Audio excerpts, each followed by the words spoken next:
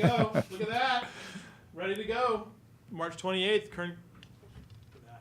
There you go. I'm looking forward to it. I really am. And here's the thing, and I feel really bad about it. That's because you've never gotten out there before and that's actually not watched true. a I've race. been out there, Griffith. To watch a race. On a race day. Right. On a race day. Am I correct? You are correct. We know sir. that even. Yeah. Yeah. Obviously. Lewis, Just his for the car, record, I had he to go needs out one of there- those Google cars. It's I've pre-programmed. been out there 4 times, all during the construction. And I had to that listen doesn't to count. I had to listen to Griffith talk to James Vernon for about an hour about sheetrock. I kid you not. Wow. Exciting. Hey, I do have a solution. I know that the big deal starting this year was your hair loss. Yes. We've talked about different things. And my Shaving vision. it. My vision. Yeah, is your gone. vision. Yeah. Shaving it, maybe just trimming it up a little bit. I've got an idea. Let's just had it all year long. Yes. Just had it. Yes. Lewis doesn't wear hats very often. Well, let me he's tell you. he's sporting that one pretty I like good. it a little crooked go. like I like that. Yeah. I feel like Blaine Perkins. If I was Blaine Perkins, he has straight. He's a flat biller. Yeah, Flat biller. no doubt. They also do the thing where they tuck their ears into. What is up with that? I can't do that. Yeah, So, me neither. Probably because my head is too gigantic for it. I mean, that's an extra large, and I thought, oh, it's I a want flex that fit clip. and it's extra My large. head is too gigantic. Save that clip, Chris.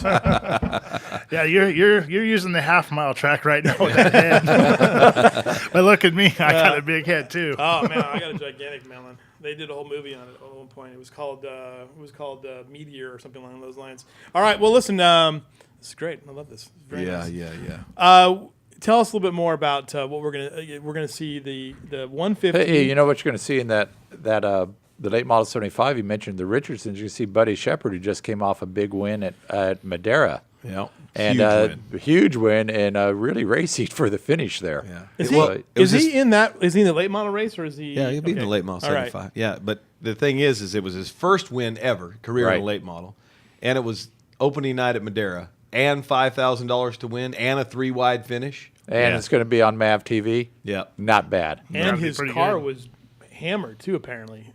So. Hey, It's at Centennial High School right now at a car show. He's signing autographs and hanging out. $5,000 will help fix it. Yeah, not a problem at all. I think there's been some positive rule changes to the spec mods, and you're going to see an exciting race there too. I think that the full windshields in them are going to make for a little bit better, interesting racing. Interesting is a good, with the windshield and the wicker bill on top, it's really taking a lot of the downforce off the rear end of those Why race even cars. make the spoiler mandatory? I know.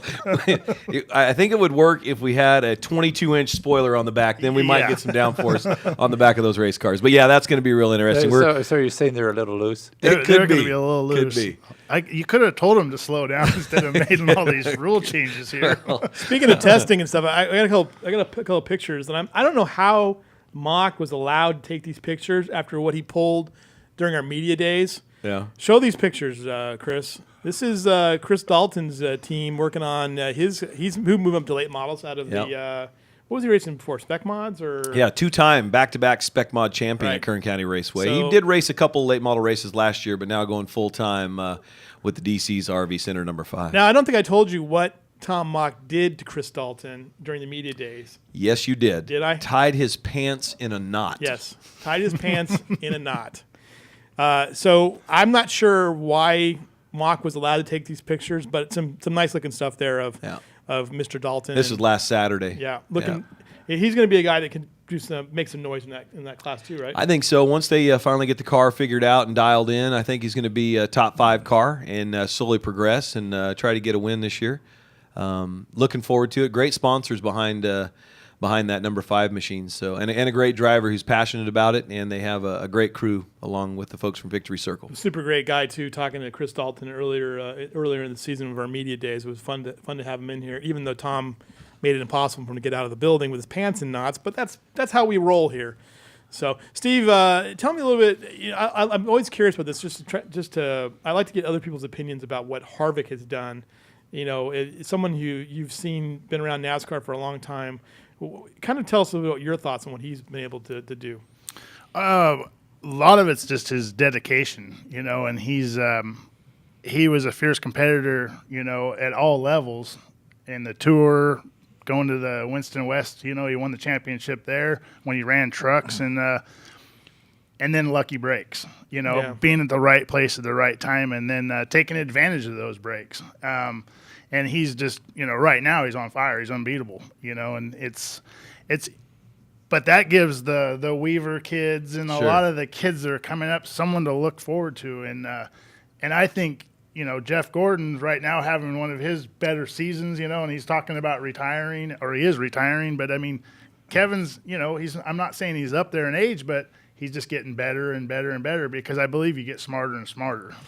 Well, and I don't know what your thoughts on this are, Steve, because we were talking about this before, and Mike, I was telling Steve earlier, I thought you did a great job on last Thursday when we were all at the Kevin's Harvick's announcement about the Boys and Girls Club of Kern County, which is a major, major deal. Going to be a significant improvement to that facility on Niles Street. So a really amazing day.